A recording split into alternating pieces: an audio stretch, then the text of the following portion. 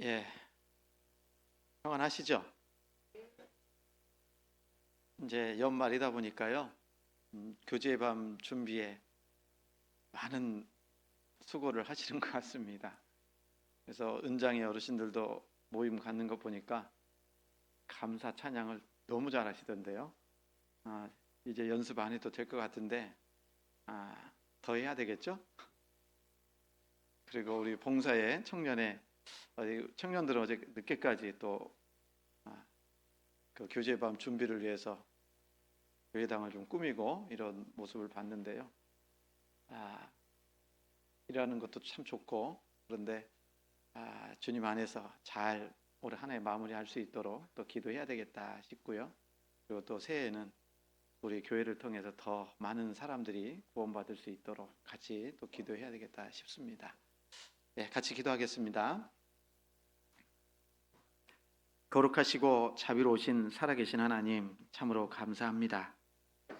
하나님께서 저희 영혼을 사랑하셔서 불쌍히 여겨주셔서 구원해 주시고 또 몸된 교회 안에서 함께 교제할 수 있도록 역사해 주신 것을 감사합니다. 2024년 한 해를 주님께서 도와주셔서 주님을 섬기고 복음을 전하는 가운데 한 해를 보낼 수 있게 해주신 것 감사합니다. 한 해를 되돌아보면 참으로 부족하고 또 미련해서 주님의 뜻을 옳게 분별치 못하고 또 주님을 슬프시게 할 때도 많이 있었음을 잘 압니다. 주님께서 더욱 우리와 함께 해주셔서 주님 앞에 섰을 때에 참으로 잘했다 칭찬 얻을 수 있도록 이 땅에서의 삶을 더욱더 주님께서 인도해 주시고 또 지켜주시기를 원합니다. 또 우리 교회를 통해서 아직까지 구원받지 못한 많은 잃어진 영혼들에게 이 복음을 전할 수 있도록 역사해 주시고 또 주님의 귀한 알곡들로 이 자리가 가득 차고 넘칠 수 있도록 인도해 주시기를 원합니다.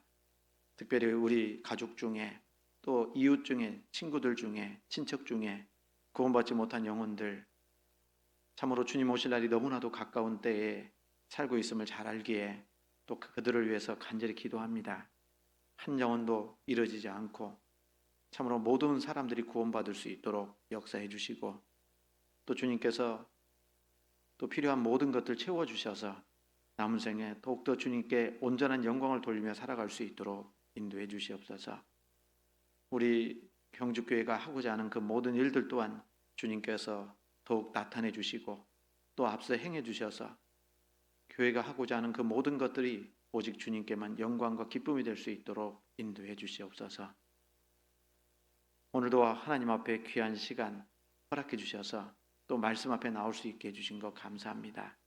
이 시간에도 필요한 말씀으로 교훈해 주시고 또 우리 마음 가운데 이 말씀이 깊이 새겨져서 말씀대로 남은 생에도 순종하며 살아갈 수 있도록 역사해 주시고 또 우리 형제 자매님들 모든 형편과 사정을 하나님께서 더욱 아시오니 합당한 은혜로 채워주시기를 더욱 원합니다. 여러 가지 시험과 고난과 핍박 속에 있는 분들 일일이 주님께서 능력 주셔서 그 모든 어려움들 잘 이겨낼 수 있도록 도와주시고 또 육신의 질병으로 고통받고 있는 형제 자매님들 건강 더욱 온전히 회복시켜 주셔서 남은 생에도 건강한 몸으로 주님과 복음 안에서 살아갈 수 있게 역사해 주시옵소서.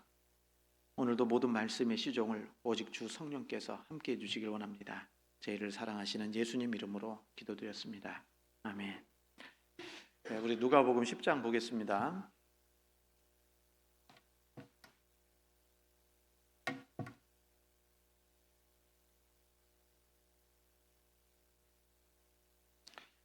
누가복음 10장 25절부터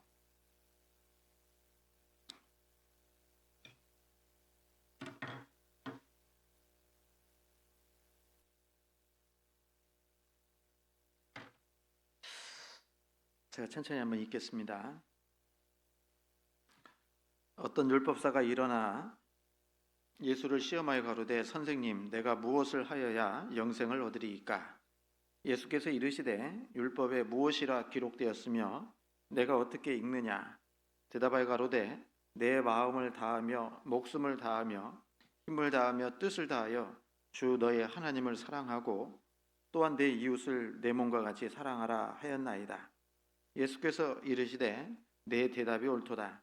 이를 행하라. 그러면 살리라 하시니 이 사람이 자기를 옳게 보이려고 예수께 여짜오되 그러면 내 이웃이 누구오니까?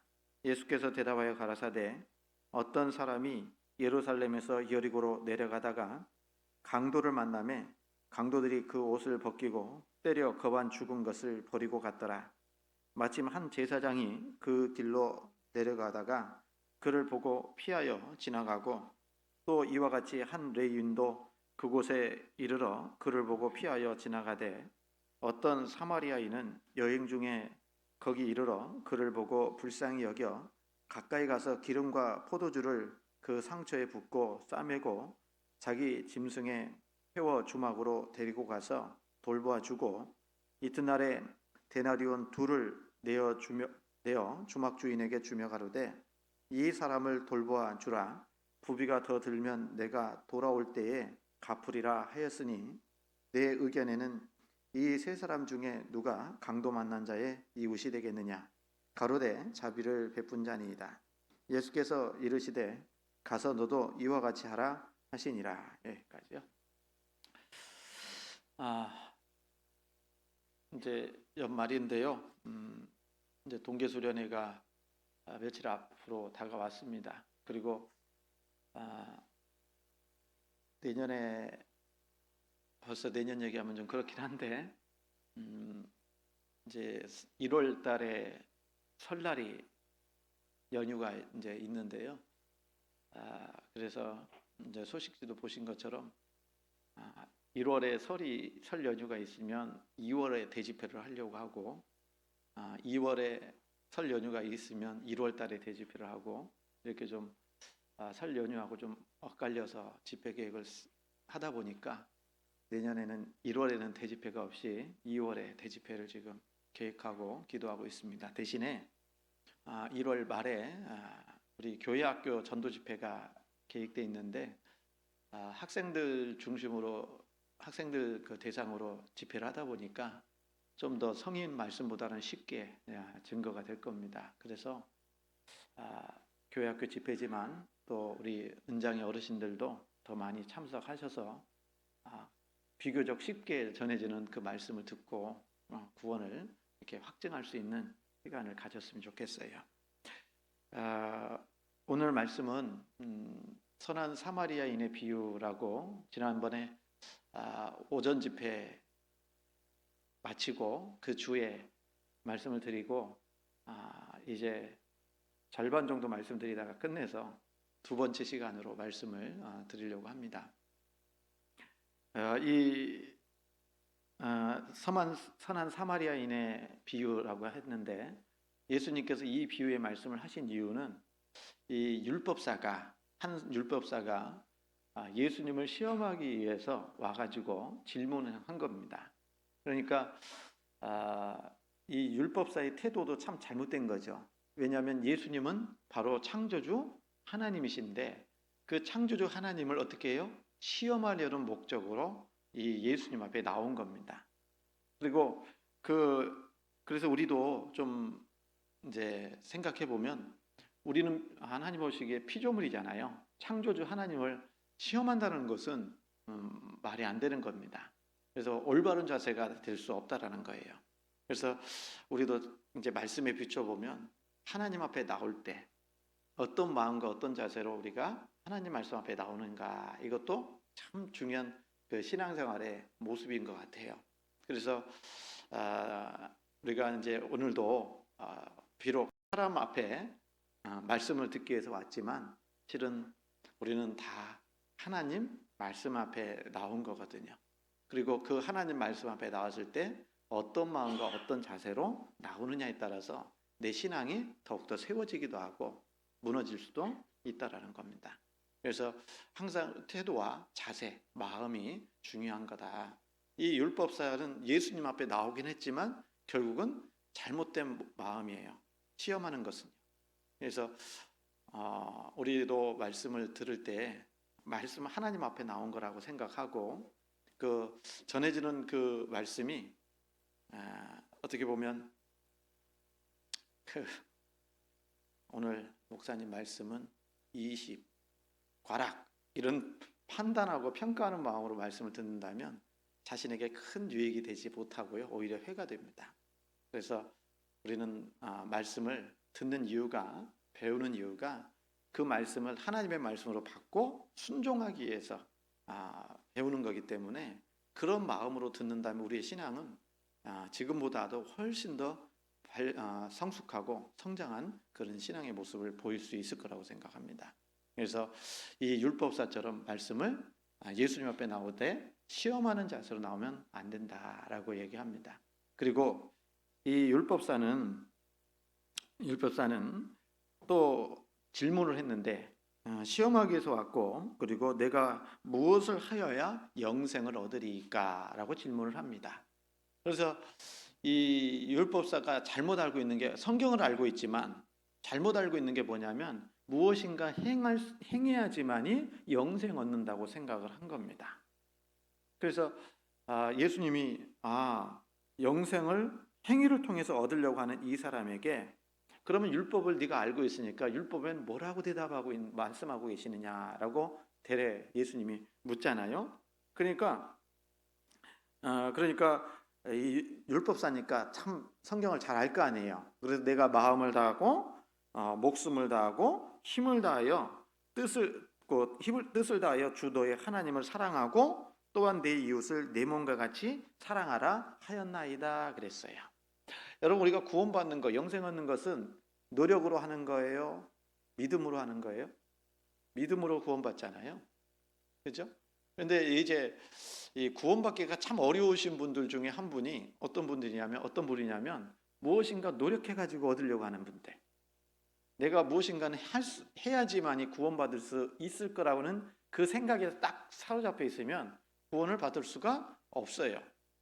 그래서 우리는 믿음하고 행위는 완전히 반대입니다. 그리고 이 율법에는 뭐라고 되어 있냐면 마음을 다하고 목숨을 다하고 힘을 다하고 뜻을 다해서 주 너의 하나님을 사랑하고 그리고 내 이웃을 내 몸과 같이 사랑하라. 이거 지킬 수 있어요, 없어요? 왜 예수님이 이렇게 율법에는 무엇이라고 말하고 있느냐라고 질문을 하고 율법사는 이렇게 대답을 했어요. 그래서 이 예수님이 내 대답이 옳도다, 행하라, 그러면 영생 얻는다, 이렇게 하니까 이 율법사는 스스로 율법을 다 지켰다고 생각하는 사람이에요. 내 이웃을 내 몸처럼 사랑했고 하나님을 몸과 마음과 힘을 다해서 다 사랑했다라고 스스로 생각한 겁니다. 지켰어요, 못 지켰어요? 하나님 보시기에는 자기 스스로는 지켰다고 생각하지만 하나님 보시기에는 지킬 수 없다라는 겁니다. 그래서 내 이웃을 내 몸과 같이 사랑하라 했는데, 그러면 내 이웃이 누굽니까? 라고 물어보니까 예수님이 선한 사마리아인의 비유를 통해서 깨우쳐 주시고 있는 겁니다. 그래서 우리도 이 말씀을 통해서 이 강도 만난 사람 있잖아요. 강도 만난 사람이 속된 말로 이 이 비유를 주신 것은, 강도 만난 사람이 누구냐면 바로 이 율법사 너야. 다시 얘기하면 주제 파악 좀 해. 이런 얘기를 하고 있는 겁니다. 그래서 여기 30절에 지난 시간에 말씀을 일부 드렸는데 30절에 보시면 예수께서 대답하여 가라사대 어떤 사람이 예루살렘에서 여리고로 내려가다가 강도를 만나매 강도들이 그 옷을 벗기고 때려 겁안 죽은 것을 버리고 갔더라 그랬어요. 어떤 사람이 이제 강도 만난 사람인데, 이 어떤 사람은 유대인입니다. 예루살렘에서 여리고로 내려가다가 강도를 만나매 그랬거든요. 예루살렘은 거룩한 성입니다. 하나님이 계신다고 하는 그 성이에요. 여리고는요, 이제 지리적으로도 보면 예루살렘은 좀 해발 400m 이상의 높은 지대에 있고 여리고는 아주 낮은 지역에 있습니다. 그러니까 지리적으로도 보면 예루살렘에서 여리고로 가려면 내려가는 지형이에요. 그런데 그 지리적으로도 그렇지만 영적으로도 우리가 교훈을 받는다면 이 사람은 예루살렘에서 여리고로 내려가고 있다. 하나님을 등지고 타락된 인생을 살아가는 죄인의 모습을 설명하고 있는 겁니다. 그러니까 이 강도 만난 사람, 다시 얘기하면 예루살렘에서 여리고로 내려가는 사람은 바로 누구를 가리키겠어요? 죄인들을 가리키는 겁니다. 우리 모두를 가리킨다고 얘기할 수 있어요. 그래서 율법사를 포함해서 모든 사람들은 다 예루살렘에서 여리고로 내려가는 사람이라고 얘기할 수 있습니다. 여러분, 에덴 동산에서요, 하나님께서 아담과 하와를 만드시고 에덴 동산에서 살게 하셨잖아요. 그리고 율법을, 하나님의 계명을 주신 겁니다. 동산에 있는 모든 나무의 실과는 내가 임으로 먹되 중앙에 있는, 동산 중앙에 있는 선악을 알게 하는 나무의 실과는 먹지 말라. 먹는 날에는 정령 죽으리라 했잖아요. 그렇죠? 그런데 선악과 먹었잖아요. 그리고 하나님은 그 선악과 먹은 아담과 하와를 가죽옷을 치어 입히시고 에덴 동산에서 쫓아낸 겁니다. 그리고 그 아담의 후손들은 다 하나님을 등지고 죄악된 세상에서 살고 있는, 타락된 길을 가고 있는 모습이라는 거예요. 그게 우리의 모습이잖아요. 우리는 더 아담의 후손으로 태어났고 또 죄인으로 태어나서 죄인의 삶을 살아갔던 것이 우리의 모습이잖아요. 그러다 보니까 죄에게 거의 맞아가지고요. 강도가 뭡니까? 바로 죄를 얘기하는 거예요. 죄는, 강도는 강탈해 가는 거잖아요. 그냥 강제로 빼앗아 가는 거지 않습니까? 그래서 이 죄는 우리에게 있는 모든 좋은 것들을 다 빼앗아 간 존재라는 겁니다. 죄 때문에 이루어진 것이 너무나도 많잖아요. 그렇지 않습니까? 그래서 하나님의 영광도 죄로 인해서 잃어버리게 되잖아요. 여기 로마서 3장 한번 보시겠습니다.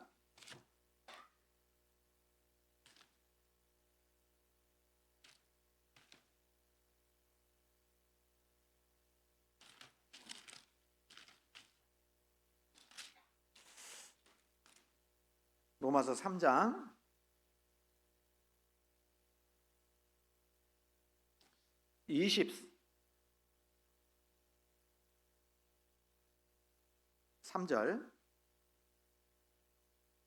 23절 같이 한번 읽겠습니다. 모든 사람이 죄를 범하였음에 하나님의 영광에 이르지 못하더니. 하나님의 영광을 잃어버렸어요. 무엇 때문에요? 죄 때문에 그래요. 죄 때문에. 그래서 이 죄는 우리에게 있는 모든 것들을, 좋은 것들을 다 빼앗아가는 존재라는 겁니다. 하나님의 영광도 죄 때문에 이루어져 버린 겁니다. 그렇지 않겠어요? 그래서 강도 만난 사람은 거의 옷이 벗겨졌잖아요. 벌거벗겨진 모습은 부끄러운 인생을 산다라는 겁니다. 그리고 상처투성이잖아요. 그래서 우리도 살다 보면 너무나도 인생에 상처가 많죠? 없어요? 상처투성이의 인생을 우리가 살고 있고, 그래서 이 우리 인생길을 쭉 되돌아보면은 얻어맞은 거, 상처, 그 다음에 피 멍든 거, 이런 것들이 자욱하게 있는 겁니다. 이게 죄인의 모습이라는 겁니다. 그리고 거의 뭐예요? 강도 만났으니까 어떻겠습니까? 뺏어간 것만 아니라 거의 반 죽을 정도로 팬 것 같아요. 얻어맞은 것 같아요. 그러니까 거반 죽었다 이렇게 돼 있어요. 거반 죽었다. 그래서 그리고 강도가 어떻게 했어요? 버리고 가버렸잖아요. 그래서 죄인의 모습은 버려진 인생입니다. 버려진 인생이고, 그리고 버림받은 인생이라고도 말할 수 있습니다. 그러니까 이 강도 만난 사람은요, 거의 이제 희망이 있어요, 없어요? 없어요. 이제 조금 놔두면 죽을 수밖에 없는 그런 모습이라는 겁니다. 그런데 거의 죽어가고 있는데, 그런데 사람이 지나가는 거예요. 사람이 지나가는데 누가 지나갑니까? 처음에 제사장이 지나갑니다. 제사장은 아마 아까 말씀드린 것처럼 이 강도 만난 사람은 유대인이잖아요. 그리고 이 제사장 또한 유대인이지 않습니까?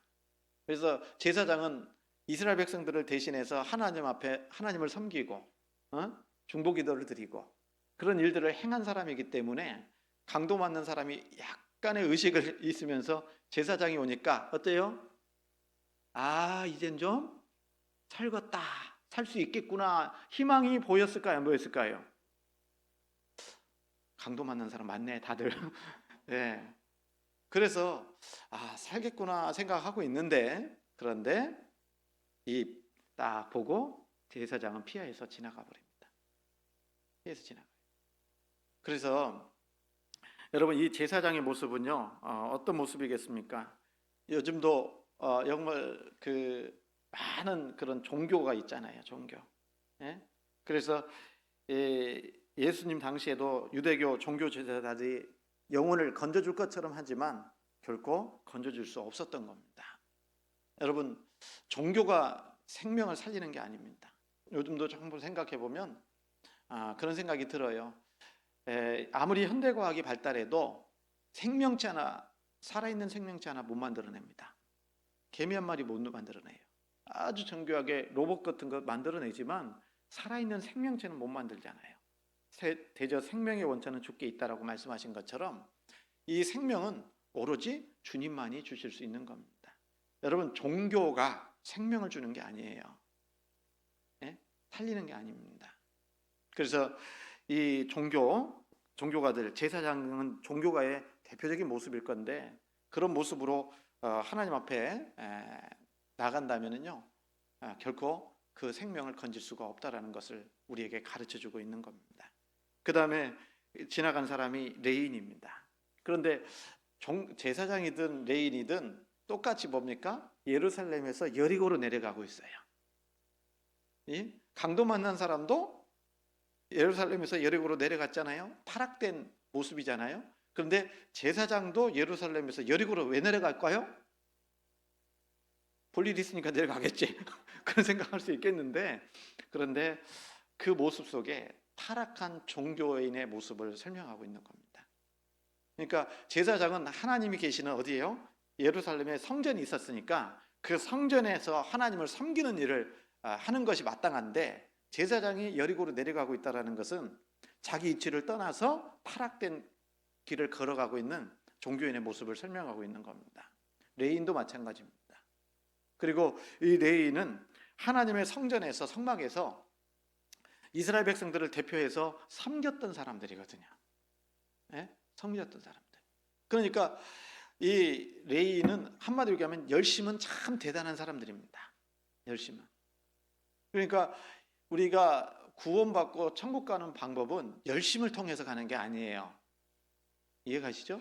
열심히 한다고 해서 죄가 사해지는 건 아니거든요.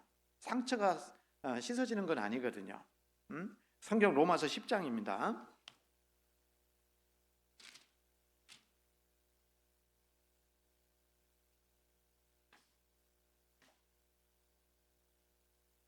로마서 10장 2절, 내가 증거하노니 저희가 하나님께 열심히 있으나 지식을 좇은 것이 아니라 하나님의 의를 모르고 자기 의를 세우려고 힘써 하나님의 의를 복종치 아니하였느니라. 말씀하신 것처럼 내가 증거하노니 저희가 이스라엘 백성들입니다. 이스라엘 백성들은 하나님께 열심히 있으나 지식을 좇은 것이 아니라 하나님의 의를 모르고 자기 의를 세우려고 힘써 하나님의 의를 복종치 아니했다라고 말씀하고 계십니다. 그러니까 이 강도 만난 사람은 제사장을 만났어도 상처를 치료받지 못했고, 그리고 레인을 만났어도 상처를 치료받지 못했다. 이 모습은 뭡니까? 여러분, 이 종교를 가지고 우리의 상처가 깨끗하게 씻어지는 게 아니고요, 열심을 가지고 산다고 해서 우리 죄가 용서되는 것도 아니라는 겁니다. 그걸 분명하게 보여주고 있는 겁니다. 그러니까 우리의 구원은 율법의 행위에서 받는 게 아니잖아요. 율법은 지키라고, 노력하라고 말씀하고 계시는데, 그런데 그렇게 될 수가 없잖아요.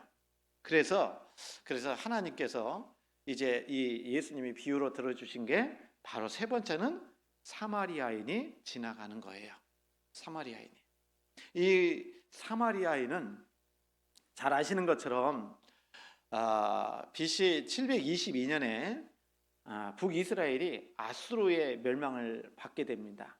북이스라엘의 수도가 어디예요? 대한민국의 수도 어디입니까? 네? 그런데 북이스라엘의 수도는 사마리아입니다. 그래서 북이스라엘의 수도 사마리아가 BC 아까 말씀드린 것처럼 722년에 아수르에 의해서 멸망하면서 이 아수르가 정복 전쟁을 하면서요, 이주 정책을 펼친 겁니다.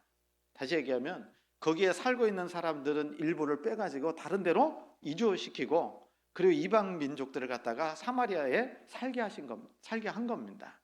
그렇게 하다 보니까 시간 지나면 섞여요, 안 섞여요? 섞이는 겁니다.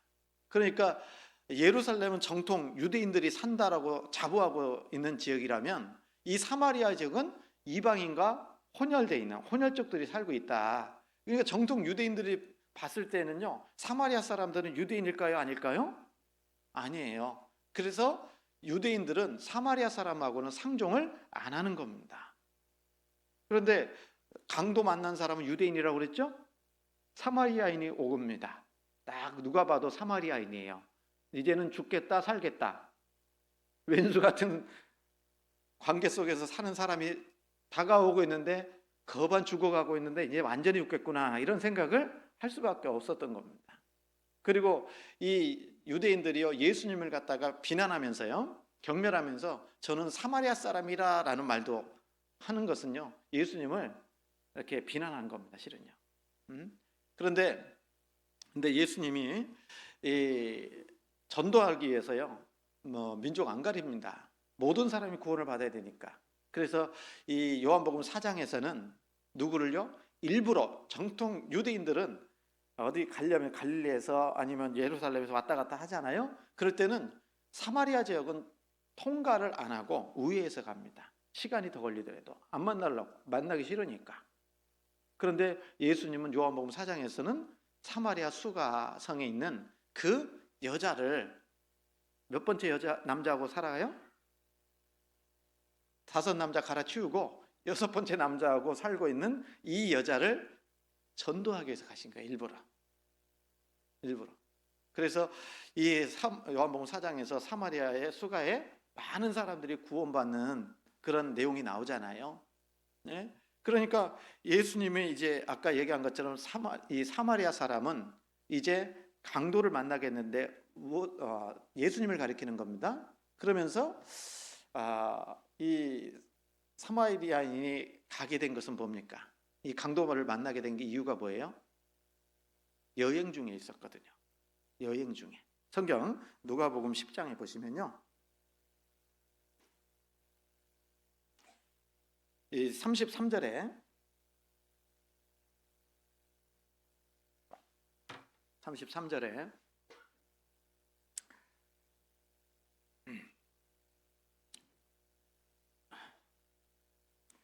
어, 33절 같이 읽겠습니다. 어떤 사마리아인은 여행하는 중 거기 이르러 그를 보고 불쌍히 여겨, 그랬거든요. 여기 이 어떤 사마리아인은 뭐 하는 중입니까? 여행하는 중이었어요. 그러니까 이 예수님은 이 땅에 오셨죠. 이 땅에 평안히 살기 위해서 오신 겁니까? 이 세상에 예수님은 여행 가운데 오신 거다, 이렇게 얘기할 수 있어요. 뭐 하러 오셨습니까? 바로 죄인을 구원하기 위해서 오신 겁니다. 그래서 예수님이 원래 거하시는 곳은 이 세상이 아니라는 거예요. 안 그럴까요? 예수님은 천국에 계셔야 될 뿐입니다. 천국에 계셔야 될 뿐이에요. 그런데 예수님은 죄인을 구원하기 위해서 이 땅에 오시게 된 겁니다. 예수님은 하나님이에요. 그죠? 그리고 이제 더 확장해서 생각한다면 구원받은 그리스도인들도 이 세상을 지금 살고 있죠. 예? 정착하고 있는 거예요? 여행 중에 있는 거예요? 예? 우리도 뭐예요? 이 세상을 향해서는 구원받았으면요, 확실히 구원받은 사람은 이 세상에 소망을 두고 살면 안 돼요. 그럼 우리도 이방인이요, 나그네와 같은 마음을 가지고 살아야 되는 것이 마땅할 겁니다. 예수님처럼. 성경 우리 히브리서 10 많은 믿음의 선진들이 히브리서 11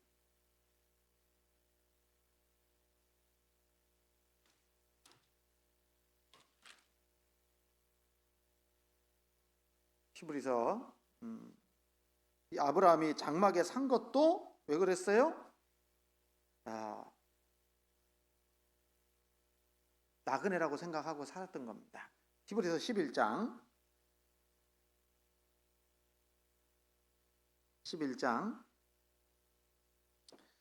9절 보시면요.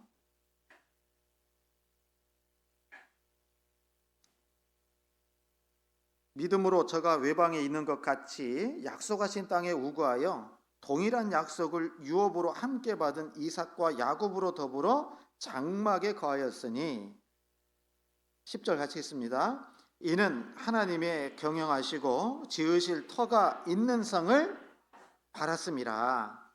여기 장막에 거한 이유가 뭐냐면 믿음으로 살았는데 그는 하나님의 경영하시고 지으실 터가 있는 성을 바랬다고요? 안 바랬다고요?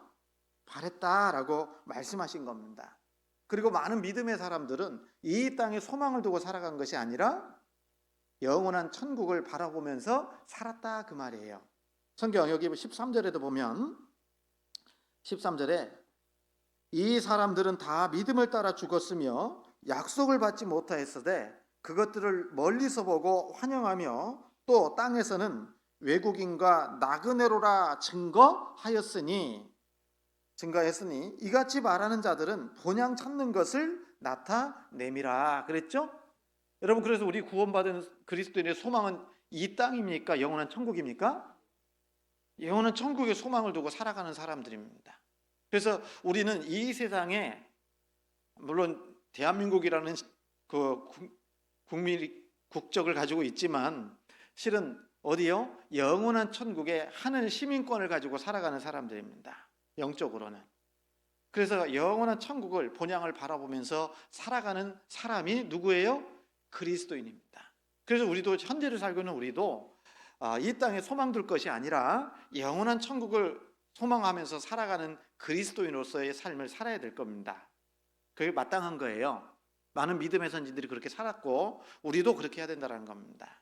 그래서 우리 혹시나 우리 형제 자매님들 중에 이 세상에서 영원히 살 것처럼 땅에 소망을 두고 살아간다면 하나님 보시기에는 합당치 않을 겁니다. 그래서 예수님을 선한 사마리아인을 말하면서 이 사마리아인은 여행 중에 강도를 만난 겁니다. 그렇죠? 우리도 영원한 본향을 사모하면서 살아가는 겁니다. 그것이 구원받은 사람으로서 합당한 마음 자세다라고 얘기할 수 있을 겁니다. 그리고 이 사마리아 사람이 강도를 만났는데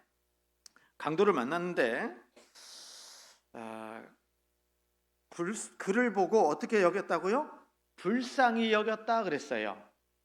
불쌍히 여겼다. 불쌍히 여겨서 다가간 겁니다. 이 강도 만난 사람하고 발음도 꼬인다 이제 큰일 났다. 사마리아인하고는 마음이 좀 달라요. 강도 만난 사람은 나는 유대인을 만나니까 사마리아 사람을 만나니까 죽었네. 이 사마리아인은 불쌍히 여기는 마음이 있는 거예요. 네? 그래서 여러분 우리 구원받고 신앙생활 하면 있잖아요. 예수님이 우리를 구원해 주신 근거가 뭡니까? 이 땅에 오신 이유가 뭐예요? 우리를 불쌍히 여겨서, 죄인을 불쌍히 여겨서 구원해 주신 거예요. 그래서 우리가 구원받은 것은 우리의 의로운 행위로 구원받은 것이 아니라 온전히 불쌍히 여겨주시는 그 긍휼하심을 통해서 구원을 얻은 겁니다. 그건 분명한 사실이거든요. 그게 하나님의 사랑입니다. 하나님의 사랑. 그 하나님의 사랑을 우리가 구원을 받았어요? 안 받았어요? 받은 겁니다. 에베소서 2장 4절입니다.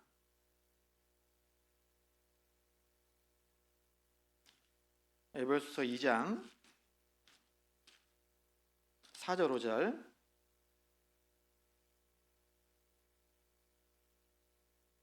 2장 4절 5절 같이 읽습니다. 긍휼에 풍성하신 하나님이 우리를 사랑하신 그 큰 사랑을 인하여 허물로 죽은 우리를 그리스도와 함께 살리셨고 너희가 은혜로 구원을 얻은 것이라 그랬잖아요. 긍휼에 풍성하신 하나님이 우리를 사랑하신 그 큰 사랑을 인하여, 사랑은 불쌍히 여기는 마음에서부터 시작된다고도 얘기할 수 있을 겁니다. 그렇지 않습니까? 하나님이 우리를 불쌍히 여겨주시는 거예요. 긍휼히 여겨주시는 겁니다. 그래서 그 사랑 때문에 예수님이 이 땅에 오신 겁니다. 사마리아인이 그 강도 만난 사람을 어떻게 해요? 불쌍히 여겼다. 불쌍히 여겼어요. 그런데 그 치료를 해주려면은 불쌍히 그 사마리아 사람이 이 강도 만난 사람에게 가까이 다가가야 돼요? 멀리 해야 돼요? 응? 불쌍히 여겨서 그에게 다가간 겁니다. 그렇죠? 다가가긴 죽이려고 다가가면 안 되잖아요. 불쌍히 여기고 사랑하는 마음으로 다가간 거예요. 이 강도 만난 사람에게.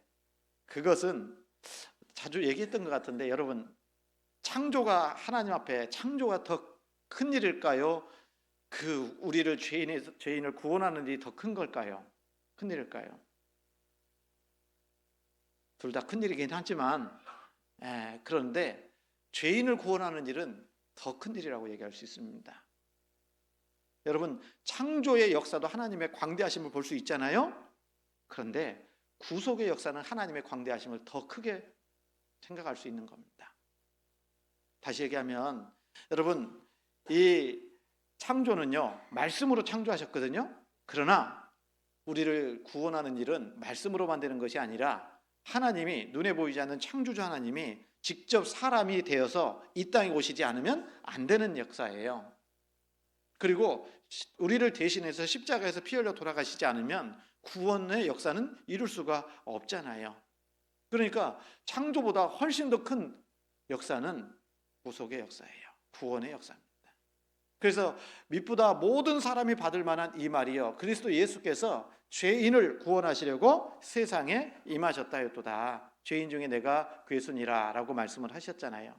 그래서 그 말씀대로 예수님은 창조주 하나님이신데 이 땅에 오셨어요, 안 오셨어요? 오셨잖아요. 오셔서 죄인을 구원하는 일을 이루시려고 친히 십자가에 못 박혀 돌아가셨잖아요. 빌립보서 2장입니다. 빌립보서 2장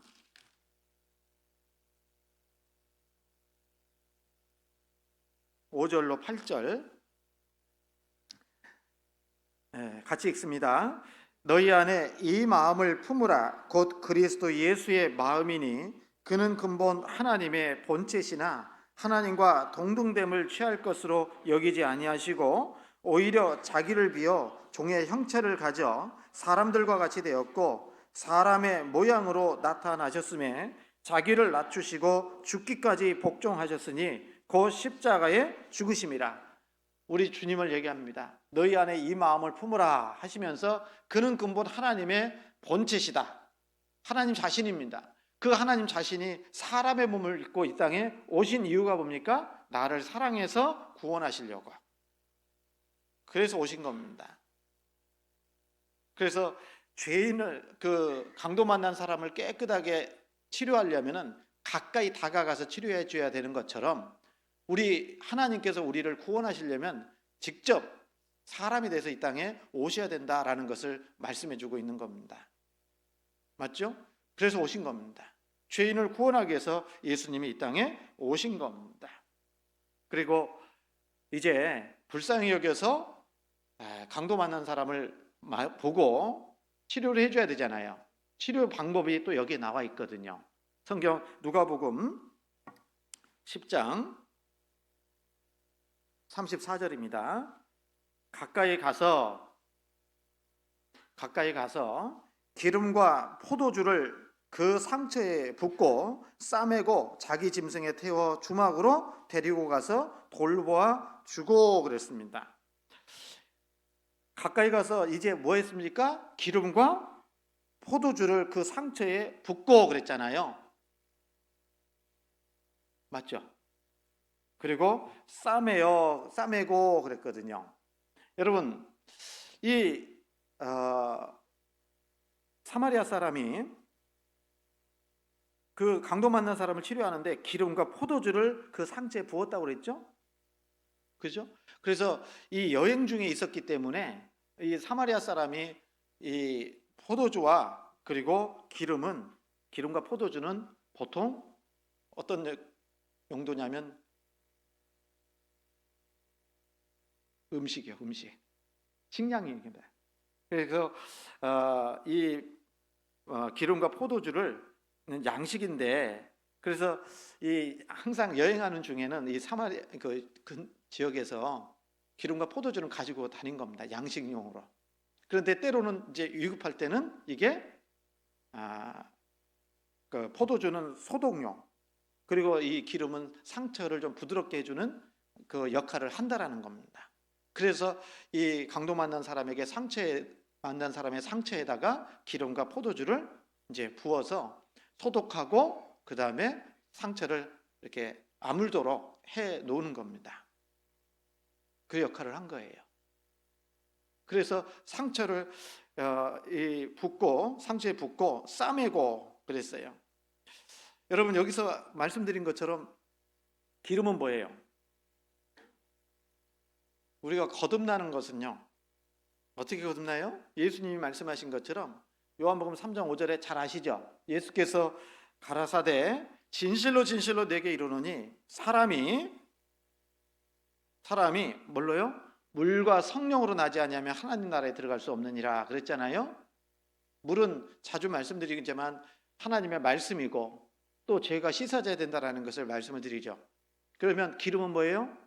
성령을 가리킵니다. 성경에서 이 기름은 성령을 가리킵니다. 그래서 요한복음 사도행전 10장에도 보면요, 예수님의 사역을 말씀하시면서 하나님이 나사렛 예수에게 성령과 능력을 기름 붓듯 하셨음에 저가 두루다니며 착한 일을 행하시고 이렇게 말씀하시잖아요. 그래서 이 기름을 붓는다라는 것은 성령을 말씀한다 이렇게 얘기할 수 있어요. 그리고 시편 133편 2절 3절에도 보면 뭐라고 돼 있어요? 형제가 연합하여 동거하면 어찌 그리 선하고 아름다운고 말씀하시면서 머리에 있는 기름이 수염 곧 아론의 수염에 흘러서 그 옷깃까지 내린 같고 헐몬에 있으리 시온의 산들에 내린 같도다. 거기서 여호와께서 복을 명하셨나니 곧 영생이로다 이렇게 했잖아요. 그래서 머리에 있는 기름이라고 할 때 그 기름이 성령을 가리키는 겁니다. 성령의 역사를 얘기하는 거죠. 그래서 성령의 역사가 있을 때 영생의 축복이 주어지는 겁니다. 그래서 거듭나는 것은 반드시 뭐가 있어야 된다고요? 성령의 역사가 있어야 되는 거예요. 그래서 기름과 포도주를 말씀해 주신 겁니다. 여러분, 우리도 구원받을 때 성령의 역사가 있었을까요? 없었을까요? 있었죠. 여러분, 마태복음 25장에 보면 10처녀의 비유가 나오잖아요. 그래서 슬기 있는 처녀 5, 미련한 처녀 5. 그런데 미련한 처녀와 슬기 있는 처녀가 다 준비한 것이 있어요. 뭐예요? 뭘 준비했어요? 등을 준비했죠, 등을. 그죠? 등을 준비했다고요. 둘 다. 열 처녀가 다 등은 준비했는데 이 지혜 있는 그 슬기 있는 그 처녀는 뭐까지 준비했어요? 기름까지 준비했고요. 그리고 이 미련한 5 처녀는 기름을 준비하지 못했다 이렇게 말씀하시는 겁니다. 그래서 이 등은요, 영혼을 가리키는 겁니다. 그래서 죄인이든 아니든 모든 사람들은 다 영혼이 있어요, 없어요? 영혼이 있잖아요. 근데 영혼이 심지가 있으면, 불이 켜져 있으면 점점 기름이 없으면 꺼져가잖아요. 우리 인생은, 기름 없는 인생은 어떤 건가? 시간이 가면 갈수록 점점 꺼져가는 인생이라는 거예요. 그런데 기름이 있으니까 계속 활활 타오를 수가 있는 거예요. 그래서 지혜로운 사람은 어떤 사람입니까? 기름을 준비한 사람이에요. 기름은 성령을 가리키는 겁니다. 그래서 내 속에 성령이 계신 사람, 그 사람이 지혜 있는 사람인 거예요. 성령께서 언제 나에게 임하십니까? 바로 언제? 구원받을 때. 계속 말씀드렸잖아요. 그래서 내가 확실히 구원받았다라는 것은 눈에 보이지 않지만 성령이 내 속에 임하셨다라는 확실한 증거라는 겁니다. 그래서 기름으로 상처를 싸매 주시는 것은 우리가 구원받을 때 성령의 역사가 있을 것을 말씀해 주시는 거예요. 그리고 포도주로 상처에 부었죠? 이 포도주는 예수님의 피를 얘기하는 겁니다. 그래서 육체의 생명은 피에 있음이라 내가 이 피를 너희에게 주어 단에 뿌려 너희의 생명을 위하여 속하게 하였나니 생명이 피에 있으므로 피가 죄를 속하느니라. 맞죠? 히브리서 9장 22절에도요. 죄의 삭은 사망이라고 말씀하시면서도 율법을 쫓아 거의 모든 물건이 피로써 정결케 되라니 피 흘림이 없은즉 사함이 없느니라. 그래서 이 포도주를 부었다라는 것은 예수님이 마지막 성만장식 때 제자들에게 떡과 포도주를 주면서 하신 말씀이 생각나시죠? 예, 성경 마태복음 26장입니다.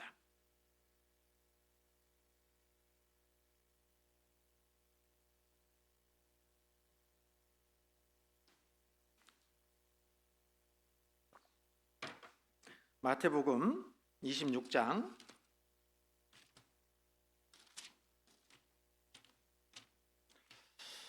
26절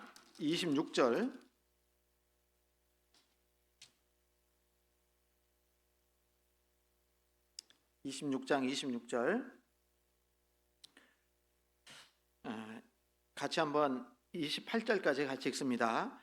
저희가 먹을 때에 예수께서 떡을 가지사 축복하시고 떼어 제자들을 주시며 가라사대 받아 먹으라 이것이 내 몸이니라 하시고 또 잔을 가지사 사례하시고 저희에게 주시며 가라사대 너희가 다 이것을 마시라 이것은 죄의 사함을 얻게 하려고 많은 사람을 위하여 흘리는 바 나의 피 곧 언약의 피니라.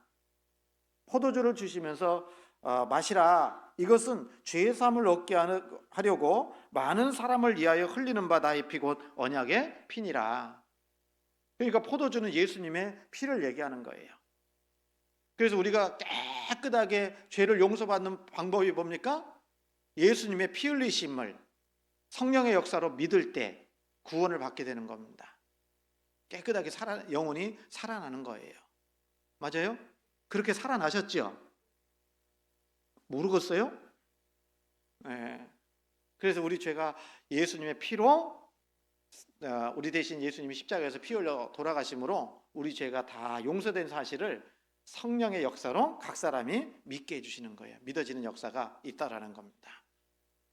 그래서 이 사마리아 사람이 강도 만난 사람에게 뭐요? 기름과 포도주를 상처에 부었죠. 그리고 끝입니까? 끝난 게 아니잖아요. 이제 상처에 붓고 쌓아 매어 가지고 그대로 두고 가버리면 어떻게 돼요? 제대로 온전하게 상처가 치료가 될 수 없잖아요. 그래서 누가복음 10장에 이제 10장 34절에 보면 자기 짐승에 태워서 아마 여행 중에 있었으니까 낙이나 뭐 노새를 타고 이렇게 여행 중에 있었던 것 같아요. 짐승을 태워서 주막으로 데리고 가서 돌보아 주고 그랬죠. 그러니까 노상에다가 방치해버리면 상처 치료에도 방치해버리면 살 수 있는 가능성이 낮아지니까 이 짐승에 태워서 어떻게 했어요? 주막으로 데리고 가서 또 돌보아 주었습니다.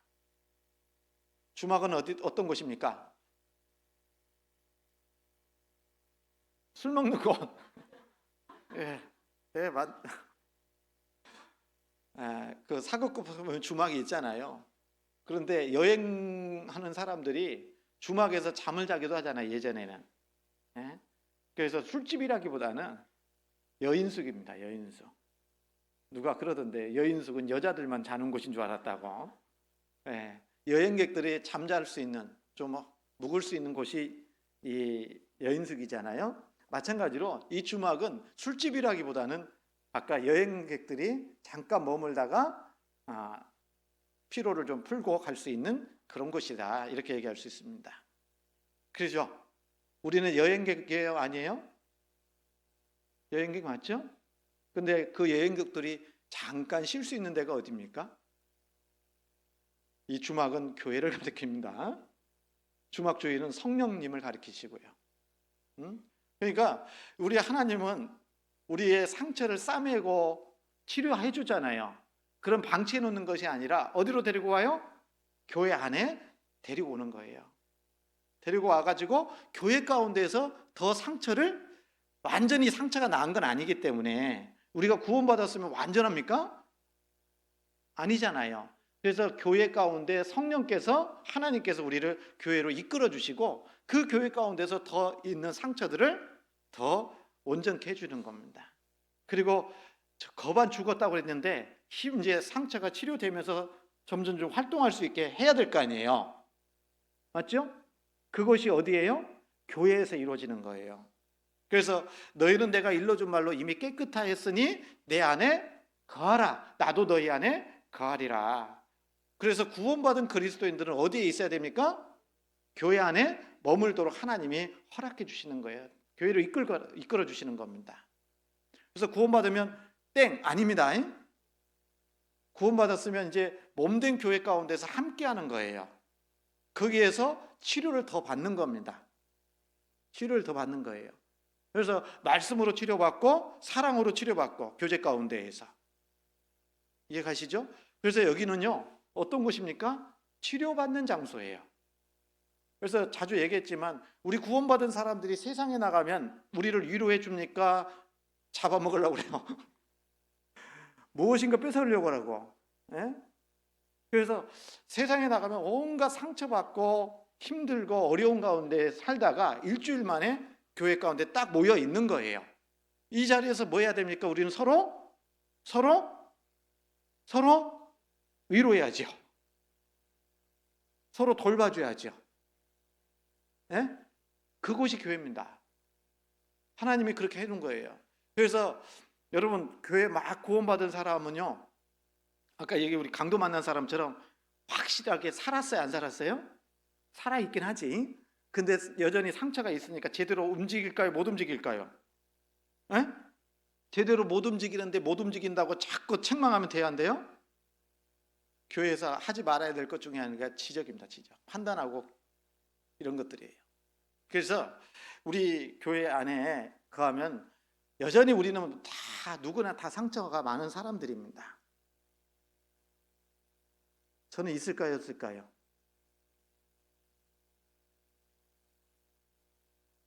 이번 주 임원 발표하려고 하니까요, 얼마나 고민을 했는지 입술이 밑에가 지금 이따가 써먹으려고 했는데, 여러분, 우리는 서로 이렇게 위로해 줘야 될 사람들입니다. 교회 안에서는요. 그리고 이 주막 주인이라고 있다고 그랬잖아요. 주막 주인은 누구라고요? 성령님이시라고요. 교회의 주인은 바로 담임 목사가 아니라 교회의 주인은 바로 성령님이셔요. 성령께서 우리 교회의 주인으로 계시면서 쭉 우리 교회를 이끌어가고 계시는 거예요. 성령님 안 보이지만 그렇다고 말해요. 주막 주인이 있다라는 겁니다. 맞죠? 그리고 나서 이제 돌봐주고, 또 이제 보면요, 이 35절에 보면, 누가복음 10장 35절 펴놨나요? 35절에 보면 이튿날에 데나리온 둘을 내어 주막 주인에게 주며 가로되 이 사람을 돌보아 주라. 부비가 터들면 내가 돌아올 때에 갚으리라 하였으니 그랬죠? 그 상처 낳는 것은 기름과 포도주로 상처를 낳았잖아요. 그리고 이제 이 데나리온 2개를 주었잖아요. 그죠? 데나리온 2개를 주면서 잘 좀 돌봐주라 라고 말씀하고 있어요. 이 데나리온 둘이 뭘까요? 성경에서는요, 이 하나님께서 우리에게 주신 것이 데나리온 둘을 주막 주인에게 주면서 잘 돌봐달라고 했거든요. 이게 은혜와 진리입니다. 성경 요한복음 1장입니다.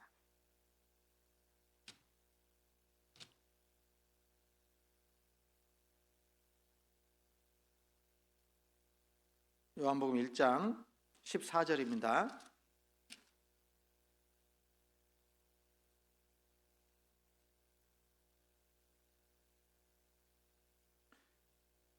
장 14절 같이 한번 읽습니다.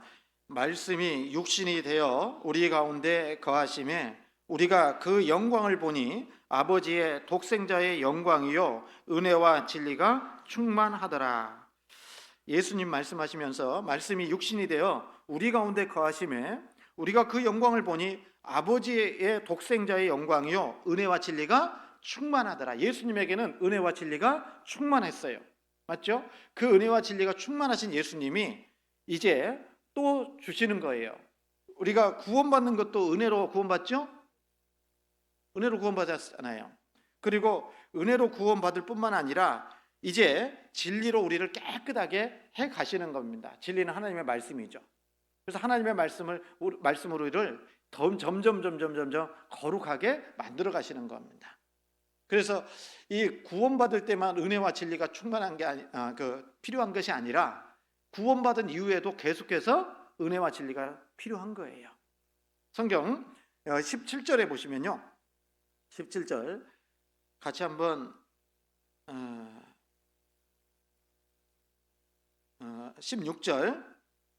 16절입니다. 16절 보시면 우리가 다 그의 충만한 데서 받으니 은혜 위에 은혜로라. 17절도 같이 읽습니다. 율법은 모세로 말미암아 주신 것이요 은혜와 진리는 예수 그리스도로 말미암아 온 것이라 그랬죠? 은혜와 진리 또한 예수님으로부터 온 거다라는 겁니다. 그래서 예수님은 교회에다가 뭘 줘요? 은혜와 진리를 계속 부어주셔서 이 상처를 이제 치료받은 사람들에게 계속 공급해 주시면서 깨끗하게 가시는 겁니다. 그리고 은혜는 구원의 은혜도 있지만 또 하나님이 나와 함께 하시면서 계속해서 도와주시는 은혜가 있을까요? 없을까요? 있다라는 거예요. 그래서 우리가 사도 바울처럼 고린도전서 15장에 말씀하셨잖아요. 그러나 나의 나된 것은 하나님의 은혜로 된 것이다. 이 사도 바울도 하나님의 은혜로 구원받았고 또 어떻게 구원받았어요? 구원받았을 뿐만 아니라 사도로서 하나님의 일을 하는 것 또한 은혜로, 하나님의 은혜로 행하고 있다라고 말씀하고 있는 게 이 고린도전서 15장 10절 말씀이라는 겁니다.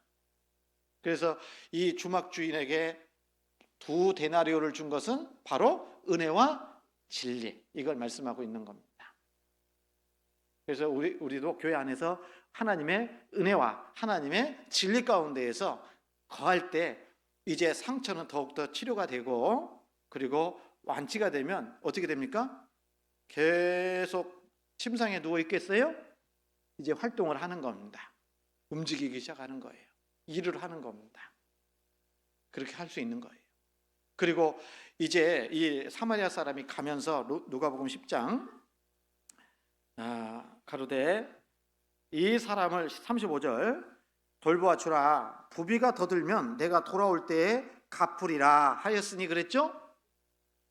그래서 이제 2 데나리온 주면서 치료해달라고 했는데 그런데 다시 오신다고 약속을 하신 겁니다. 다시 오신다고. 그리고 나서 부비가 더 들었으면 내가 갚아주겠다 이렇게 말씀을 하신 거잖아요.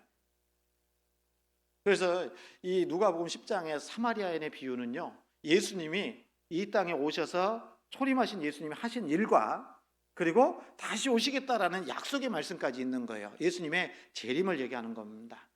예수님 다시 오실까요? 안 오실까요? 오셔요. 오십니다. 언제 오실지는 모르지만 우리 시대에 올 가능성이 너무나도 크다. 왜냐하면 성경의 예언의 징조들은 마지막 징조는 다 이루어진 시대에 살고 있기 때문에 그렇잖아요.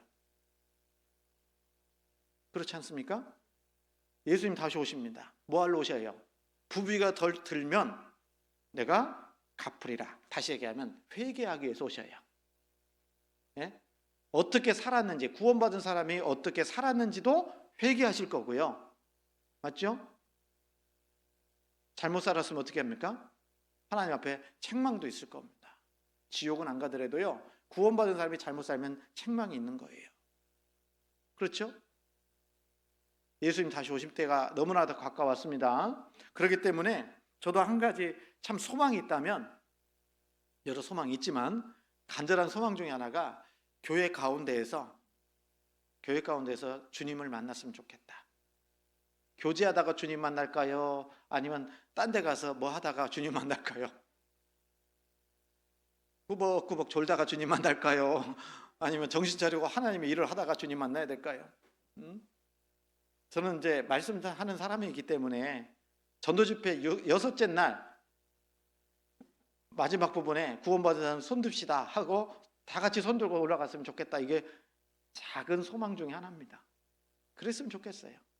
첫날 오면 안 되고 한참 인생 얘기하고 있는데 오시면 그래서 주님 오실 때가 참 가까웠기 때문에 우리는 어떤 모습으로 주님 앞에 설 건지를 늘 생각하고 살아야 될 겁니다. 부비가 더 들면 내가 갚으리라. 맞죠? 그러면서 하신 말씀이에요. 36절 보십시오. 6절 보십시오. 내 의견에는 이 세 사람 중에 누가 강도 만난 자의 이웃이 되겠느냐? 참 이웃이 누굽니까? 누가 진짜 이웃이에요? 이 강도 만난 사람한테. 사마리아 사람이라고요. 네? 그러니까 잘 대답합니다. 37절에 가로되 자비를 베푼 자니이다. 자비를 베푼 자니이다. 진짜 이웃은 누굽니까? 자비를 베푼 자예요. 자비를 베푼 자. 그리고 하신 말씀이 이거잖아요. 같이 37절 같이 한번 읽겠습니다. 가로되 자비를 베푼 자니이다. 예수께서 이르시되 가서 너도 이와 같이 하라 하시니라. 여러분, 이 말씀을 우리가 보면서요, 우리가 다른 사람들의 참 이웃이 돼야 되겠죠. 예수님은 참 이웃입니다. 왜 참 이웃이 돼요? 자비를 베풀었기 때문에 그렇다. 어떤 자비를 베풀었어요? 그 높고 거룩하신 예수님이 이 땅에 오셔서 죄인을 위해서 피 흘려 돌아가심으로 죄인을 구원하는 일을 이루셨잖아요. 그죠? 사랑을 행하셨잖아요. 그리고 교회로까지 이끌어서 살게 하시잖아요. 맞죠? 그렇게 자비를 베푸는 사람이 참 이웃이다. 예수님은 참된 이웃이다. 이렇게 말하는 겁니다. 그 예수님의 일 때문에, 예수님으로 인해서 우리가 구원을 받았고 살아났고, 그렇죠? 교회 가운데 머물면서 정말 상처도 점점 치유돼 가고 있고 활동할 수 있는 사람으로 점점 바뀌어가고 있잖아요. 어디에서요? 교회 가운데 있다 보니까. 그러면 예수님이 참된 이웃이 된 것처럼 우리도 참된 이웃이 돼야 되지 않겠냐 그 말이에요. 그러면 내가 알고 있는 사람에게 진짜 이웃이 되려면 어떻게 해야 돼요? 우리도 그런 사람에게 자비를 베풀어야 돼요. 자비를. 안 그러겠습니까? 그래서 우리 주변에 많은 잃어진 영혼들이 있잖아요. 그 사람들에게 어떻게 해야 될까요? 그냥 내버려 둡니까? 우리도 제사장처럼 레위인처럼 피해서 지나갈 겁니까? 그러면 참된 이웃이 될 수가 없겠죠. 예? 맞죠? 그리고 예수님 말씀하시기를 너도 이와 같이 하라. 이 말은 뭡니까? 네가 강도 만난 사람이지 않냐. 예? 그래서 강도 만난 사람이 참 이웃인 예수님을 만나서 상처가 치료받고 그리고 했던 것처럼 이제 너도 그렇게 예수님을 만나서 구원을 받고 나서 이웃들에게 선을 행하라. 내 이웃을 내 몸처럼 사랑하라. 이렇게 말씀하고 있는 겁니다. 그런데 이 율법사는 그렇게 했는지 못했는지 알 수 없지만 우리는 예수님을 만났고 구원을 받았고 교회 가운데 있고, 맞죠? 그리고 살아서 활동할 수 있는 주님께서 진리와 은혜와 진리로 우리와 함께 해주시면서 생활하고 있잖아요. 맞아요?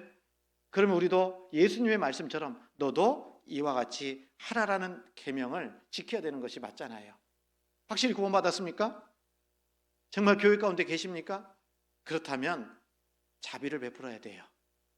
여러분, 아직까지 구원받지 못한 많은 주변의 사람들에게 진짜 선을 행하는 것이 뭘까요? 선물 사주는 거? 음식 대접하는 거? 아닙니다. 그것보다 더 큰 선은 지옥 갈 영혼을 운명에서 천국 갈 운명으로 바뀔 수 있도록 도와주는 것이 가장 큰 선이라고 얘기할 수 있는 겁니다. 안 그러겠습니까, 여러분? 그래서 우리 청년들도 많이 계시지만요, 부모님께 효도해야 되죠. 효도 안 할 겁니까? 부모님을 공경하라고 했잖아요. 그래서 여러분, 소고기 사가지고요, 부모님께 맛있게 소고기 끓여드리는 게 진짜 효도일까요? 아직까지 구원받지 못한 부모님이 계시다면요, 꼭 구원받을 수 있도록 하는 것이 진짜 효도입니다. 언제 돌아가실지 모르거든요. 부모님은 연세가 있으시니까 더. 안 그러겠습니까? 그래서요, 진짜 효를 행하는 것은 전도하는 거예요. 구원받게 하는 겁니다. 그런데 소고기도 좀 사드려야 돼. 맨입으로 안 돼. 선물도 좀 사고 자주 찾아뵙고 연락 주고 그래야 마음이 녹죠. 안 그러겠습니까? 그래서 궁극적으로는 죽은 영혼을 하나님께서 살릴 수 있도록 말씀 앞으로, 주님 앞으로 인도해 가는 거 우리가 해야 될 일 아니겠냐고요. 이게 그래서 이 제1, 제2, 제3, 제2, 제3의 그런 사마리아인의 역할을 우리 보고 하라고 우리에게 시간과 기회를 주신 겁니다. 맞죠? 그것을 위해서 우리가 살아가는 거예요. 그래서 구원받고 우리가 신앙생활 할 때 제가 처음에 말씀드린 것처럼 오전 집회 때 이 말씀을 드리려고 했던 것은 여기에 예수님의 초림, 예수님의 재림, 구원과 또 영광과 상급에 대한 말씀이 이 누가복음 10장 이 사마리아인의 비유 가운데 나오기 때문에요. 참 이 말씀을 가지고 구원받은 이후에 신앙생활에 대해서 말씀드리기에 참 좋겠다 싶어서 이 본문을 찾았는데 그때 절반밖에 못 해가지고 오늘 나머지 말씀을 드린 겁니다. 그래서 구원받은 이후에 우리가 어떤 삶을 살아야 될지를 생각할 수 있는 그런 시간이 되기를 바랍니다. 또 연말이기 때문에 더욱더 주님의 뜻이 어디에 있는지를 생각하고 주님의 뜻 안에서 또 주님 앞에 설 때에 정말 하나님께 영광스러운 모습으로 설 수 있도록 우리 이 땅에서의 삶을 더욱더 정리하고 또 계획도 잘 세워서 또 마무리를 또 잘해서 연말을 보낼 수 있도록 그렇게 했으면 좋겠다 싶습니다. 아시겠죠? 기도하겠습니다. 거룩하시고 자비로우신 하나님, 참으로 감사합니다. 하나님께서 저희 영혼을 사랑하셔서 구원해 주시고 또 몸된 교회 안에서 교직해 주신 것을 더욱 감사합니다. 오늘 말씀을 통해서도 우리가 어떻게 살아야 될지를 일깨워 주신 것을 더욱 감사합니다. 남은 생에도 오직 주님께서 은혜와 사랑으로 함께 해주시고 또 주님께서 맡겨주신 그 일들을 잘 감당할 수 있도록 역사해 주시옵소서. 모든 것 주님께 의지합니다. 저희를 사랑하셔서 구원해 주신 예수님 이름으로 감사하며 기도드렸습니다. 아멘.